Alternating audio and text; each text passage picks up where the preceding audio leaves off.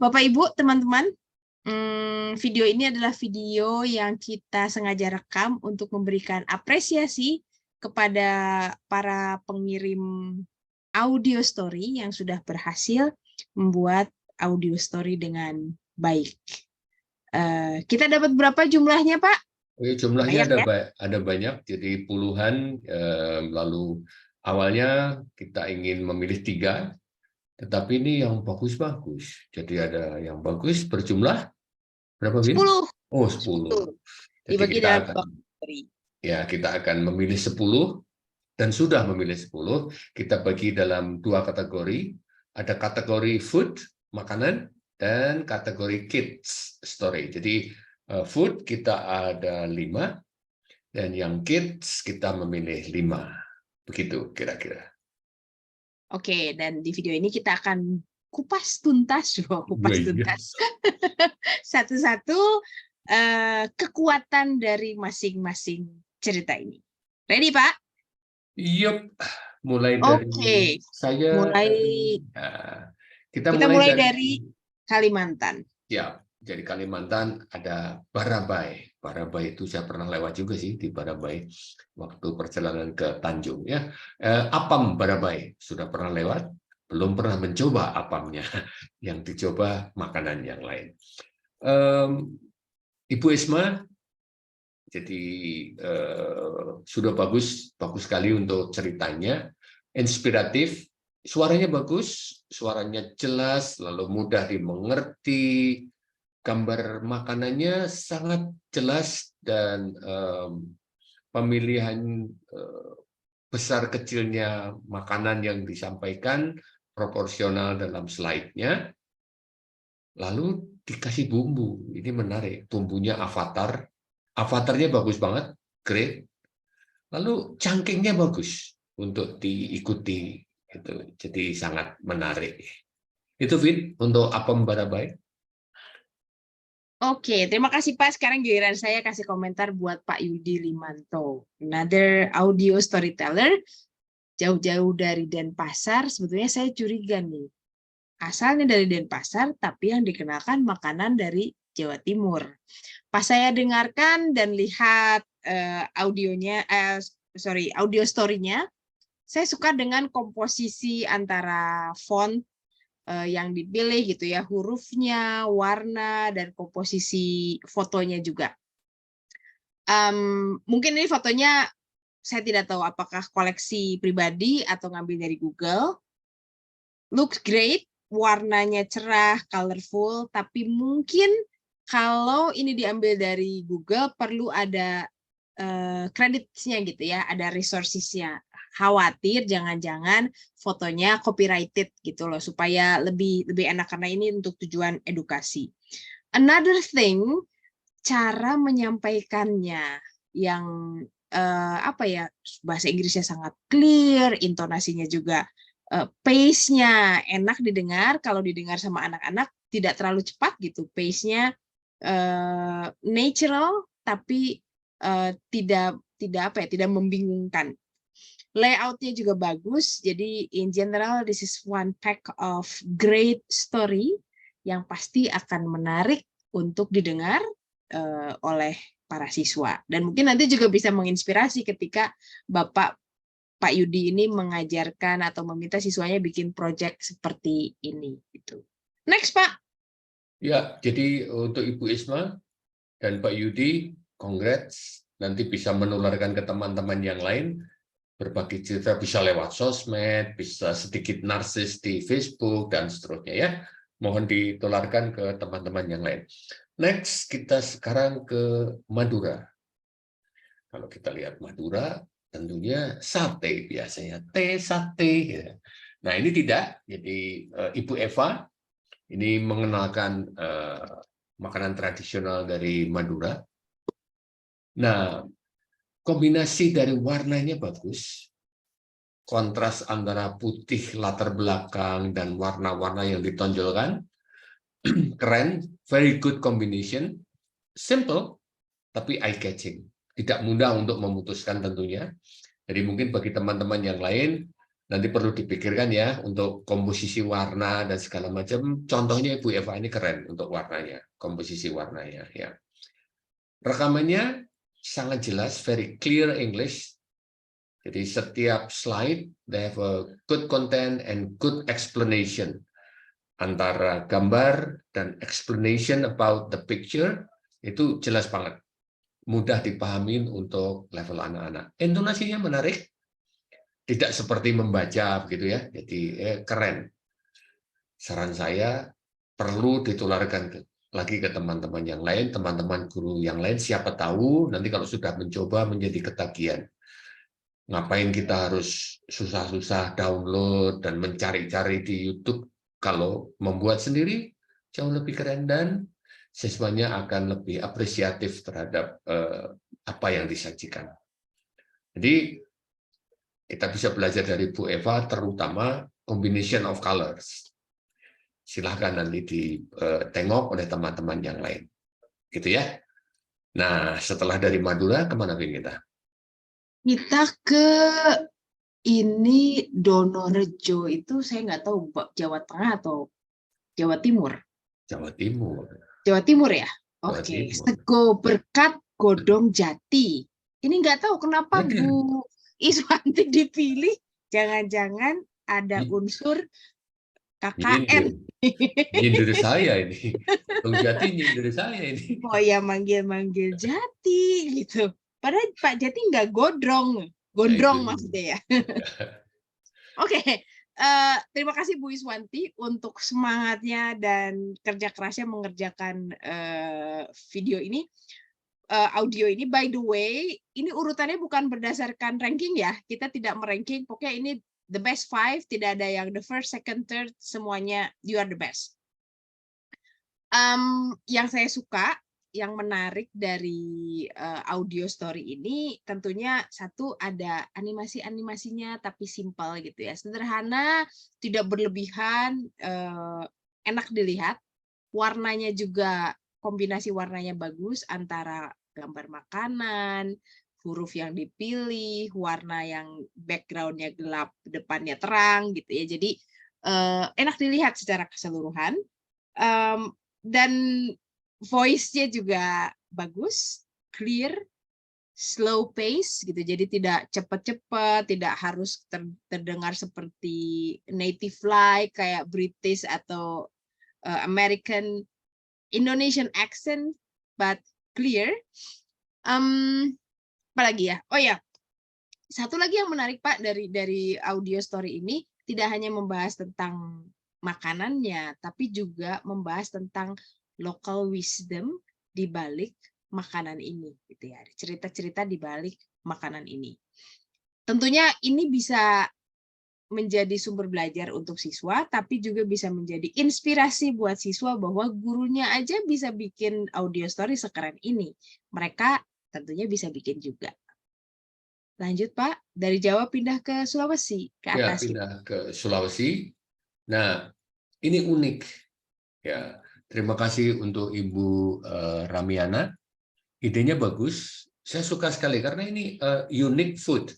Kalau kita lihat Makassar, yang kita ingat adalah rumah makan Lai-Lai. Iklan malah, bukan. Ikan bakar, pisang epe, gitu ya. Ini mengangkat sesuatu yang sangat unik, unique food, yang mungkin banyak orang tidak tahu. Nah, ini perlu diangkat lagi untuk anak-anak. Itu bagus, ya. Going back into the past, dulu makan apa dan seterusnya, membuatnya bagaimana. So it's a unique food. Jadi topiknya sangat menarik yang diangkat. Warna-warni pasti menarik untuk anak-anak. Ya. Nah, nanti mungkin perlu dipikirkan beberapa hal lagi supaya lebih menarik, gambarnya seperti apa. Tapi gambarnya sudah cukup menarik, penjelasannya cukup jelas. Gitu. Ya. Overall untuk 1, 2, 3, 4, 5, mungkin nanti yang perlu dipikirkan, karena ini audio stories, perlu dipikirkan mungkin tidak perlu semua ditulis di situ terus dibacakan gitu. Ya itu nanti kayak membuat audiobook, bukan itu ya. Jadi ini mungkin cerita, lalu mungkin nanti dipikirkan lagi, komunikatif nggak ya saya ngomongnya. Gitu. Saya berbicara dengan anak-anak, seolah-olah anak-anak depan saya atau saya berbicara pada diri saya sendiri. Nah, hal-hal simple yang seperti itu nanti mungkin perlu dilihat lagi. Itu input untuk semua, untuk berlima. Hal basic, tapi ini sudah keren. Nanti membuat yang kedua pasti lebih keren. Ketiga lebih keren, kelima masuk studio. Kira-kira gitu. Oke, thank you Pak. Nanti mungkin kita bahas lebih lanjut nih overall review-nya karena kita akan masuk ke kategori yang kedua. Yang kategori yang kedua ini unik karena ini kids story, ya. Kids story banyak yang kreatif membuat cerita, bahkan ada yang terinspirasi dengan ceritanya si Miko ini. Oke, saya yang mulai ya Pak ya. Kita mulai Boleh, dari silakan. Set or Die. Nah, Set or Die ini Bu Agustin, saya mau apresiasi dulu nih Pak. Bu Agustin ini upayanya benar-benar. Dari mulai Vokerunya nggak jalan. Ternyata kita ketahui bahwa ada masalah sama audio.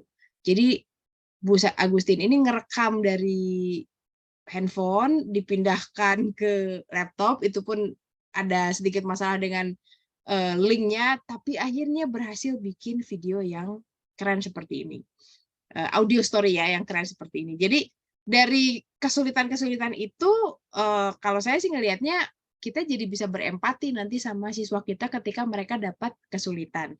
Pertama, kita punya pengalaman troubleshooting, kalau ada masalah A, B, C, yang mungkin dialami sama siswa, kita juga bisa membantu gitu. Selain itu, kalau siswa ada yang kesulitan, kita pun pernah merasakan kesulitan itu. Itu sih kalau saya biasanya pas mengerjakan audio gini, oh ya tahu susahnya seperti apa. In terms of content, story-nya menarik banget gitu ya, unik, menarik, dibawakan, disampaikan dengan gaya bercerita yang juga unik, voice-nya jelas. Siswa tuh kalau denger tuh kayaknya enak dengernya gitu. Mungkin bukan kids banget ya, ini ceritanya agak udah teens lah gitu ya. Remaja, anak kalau SD mungkin kelas 6 itu sudah mulai bisa memahami. Ilustrasinya juga bagus. Ya 2 thumbs up deh buat Bu Agustin. Dari saya itu pindah ke Ginger and the Giraffe. Oke, Ginger and the Giraffe. Thank you very much. Keren. Kontras warnanya bagus, jelas, gitu ya. Yang menarik adalah lagi-lagi yang diangkat adalah binatang. Fabel-fabel, cerita-cerita tentang binatang memang sangat bagus dan cocok untuk anak-anak. Ya, jadi kita memberikan karakter-karakter pada binatang-binatang ini keren idenya. Ya, jadi ada Ginger and the Giraffe, lalu ilustrasinya sangat bagus, warna-warninya sangat bagus, penyampaiannya sangat bagus, sedikit kurang keras sih kadang-kadang, ada yang bagian yang keras, tapi ada beberapa yang kadang-kadang recordingnya mungkin kurang bagus, tapi keren, idenya keren.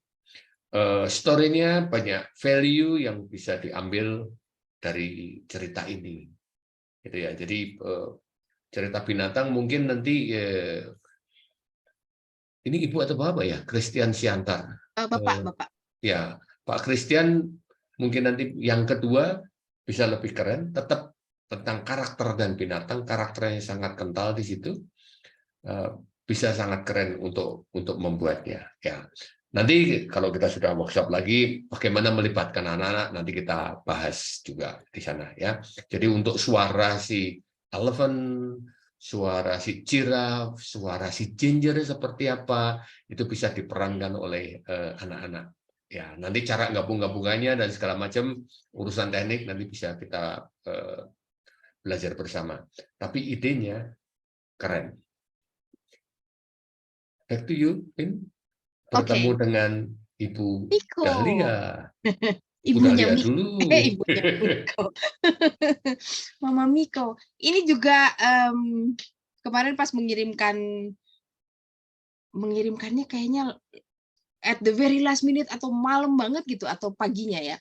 Tapi hasil usaha keras katanya nonton video workshop online-nya dan juga tutorialnya sampai hatam, sampai akhirnya bisa remake si Miko ini, Pak. Kalau saya mau apresiasi ini mulai dari gambar Miko ini nih, yang slide yang ini, yang depan. Ini pasti dibikin di Canva dan nggak ada di Canva yang satu picture isinya monkey sebanyak ini. Jadi ini ditempelin, dipasang satu-satu nih monkey-nya nih. Berarti dia punya, Bu Dahlia ini udah punya kemampuan Canva yang tingkat advance nih hasilnya. Terus ceritanya diadaptasi juga dari cerita si Miko yang dari British Council itu menjadi kalimat-kalimat yang pendek, understandable, cocok untuk level SD mungkin tergantung sih ya, kelas 4, kelas 5. Jadi proses mengadaptasinya juga sudah terjadi. Voice, clear voice, agak soft sedikit sih, mungkin nggak tahu karena malam-malam rekamannya atau takut bangunin tetangga gitu ya. Agak perlu mungkin pitch-nya dinaikin dikit atau lebih ekspresif sedikit gitu. Walaupun nggak kelihatan wajahnya, tapi ketika merekam itu kalau kita cuman bicara biasa aja, biasanya voice-nya terkesan agak datar. Jadi tetap kita harus pakai gesture. Kalau saya ya nggak bisa yang once upon a time there was gitu. Itu pasti jadinya akan sangat datar. Tapi kalau kita bilang once upon a time there was a little monkey named Miko. Itu jadinya beda. Nah, itu jadinya beda. Walaupun nggak direkam wajahnya, kalau kita pakai gesture, keluarnya ekspresinya akan berbeda dengan duduk biasa. Once upon a time there was a little monkey. Once upon a time there was a little monkey named Miko. Jadi perlu ekspresinya agak lebih ekspresif sedikit gitu. Overall oke, ilustrasinya keren, audio voice-nya juga great. Udah segitu aja.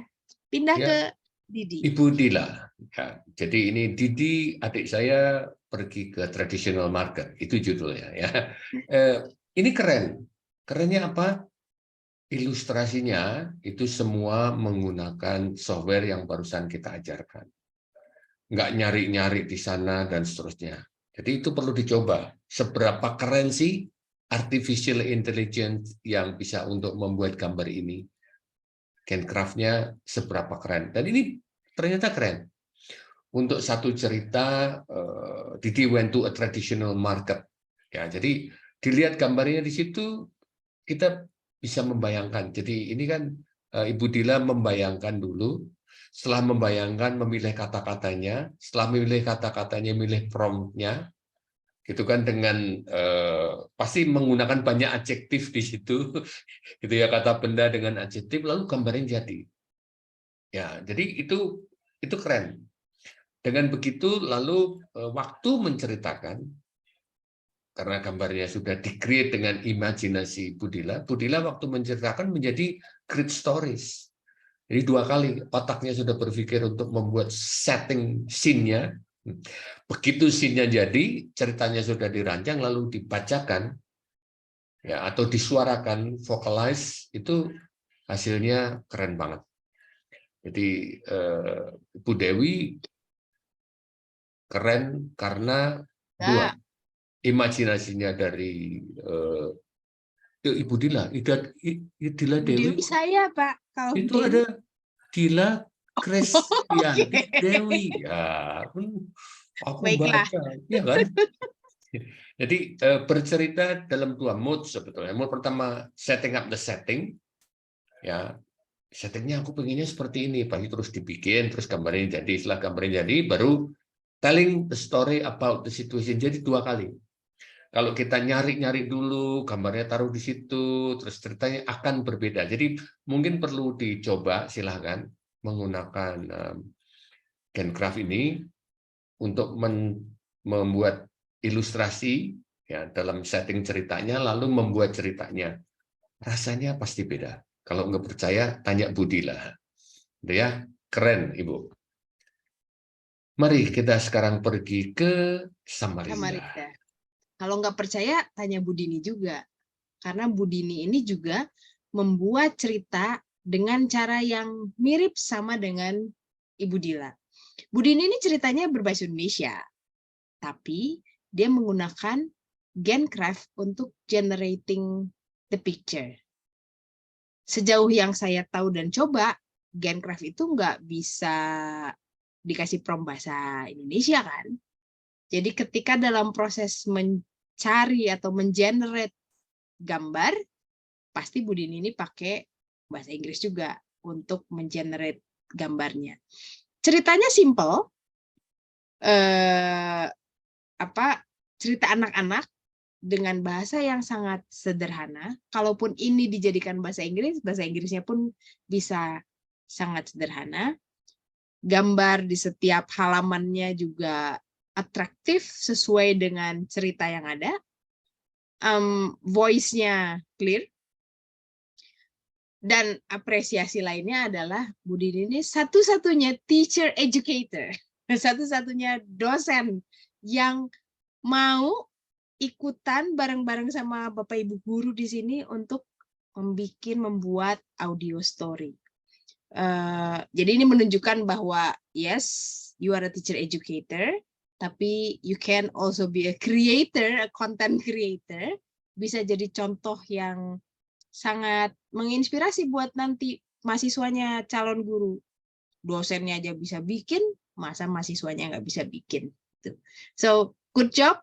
Thank you teman-teman untuk children's story-nya. Semuanya inspiratif, tampilannya asik, suaranya keren. Mungkin buat beberapa orang atau untuk semua, ini pengalaman pertama ya, membuat audio story. Mungkin ketika proses merekam, itu nggak sekali rekam langsung jadi. Itu yang saya biasanya bilang sama mahasiswa saya juga, Pak, ketika mereka merekam. Ketika ngerekam pertama, mungkin sebel ngedenger suara sendiri. But it's okay.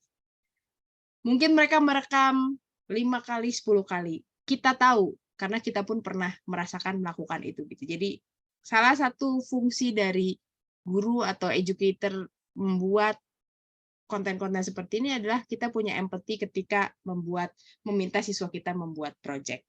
Ada lagi nggak Pak yang mau disampaikan? Yang saya sampaikan, ya jangan putus asa untuk membuat, jangan terlalu bangga, wah punya saya keren dan segala macam, ya biasa-biasa saja. Ada beberapa hal yang nanti perlu kita lihat dalam perjalanannya. Tapi challenge saya adalah seperti Bu Dila, buat ilustrasi Gencraft. Jadi ilustrasinya ilustrasi sendiri, gitu, nggak usah nyari gambar aneh-aneh. Kita coba. Kalau traditional food, ngerti nggak dia? Bisa dicoba, gitu ya. Jadi pasti ada kesulitan-kesulitan juga sih, tidak semua fleksibel.